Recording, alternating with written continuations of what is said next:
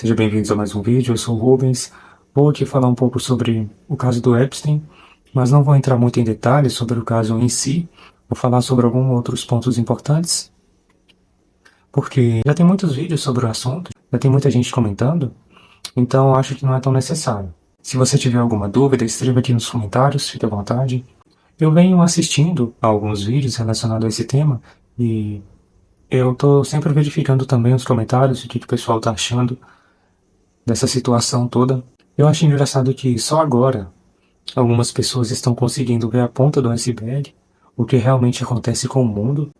Aquela história de líderes poderosos que controlam o mundo por trás das câmeras, aquela história de elite, era só teorias da conspiração.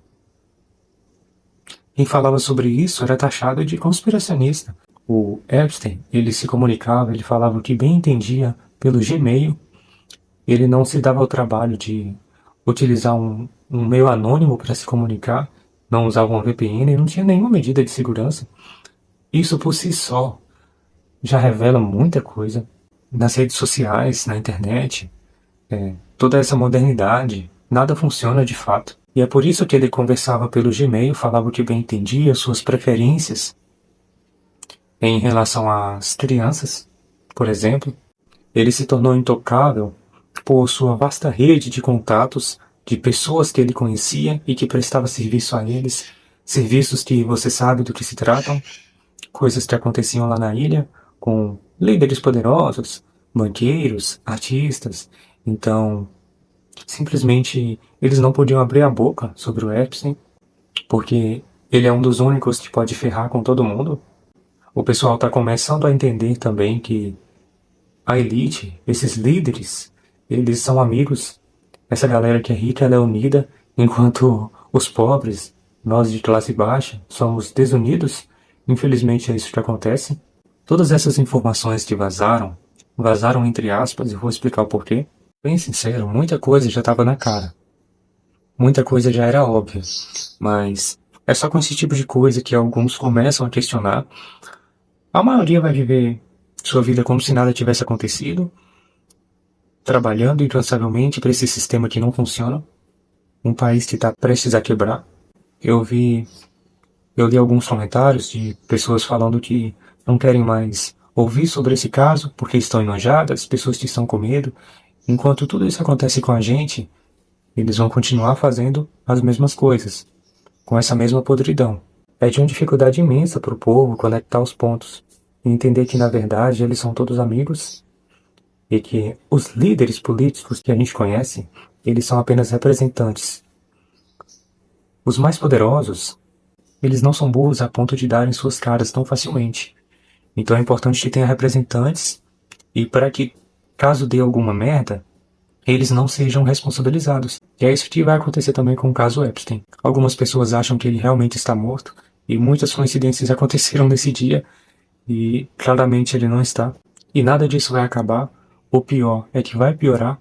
O povo vai continuar achando que existe uma clara distinção entre direita e esquerda, Bolsonaro e Lula. Enquanto tudo isso acontece, o povo vai continuar apostando na Bet. Assim como eu, muitas outras pessoas costumam vasculhar pela internet, pesquisar sobre teorias, pessoas curiosas em geral.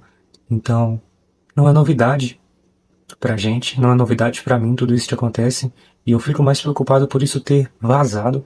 E tudo isso tem relação à corrupção, a justiça não funciona de verdade, os líderes políticos, eles estão lá como representantes.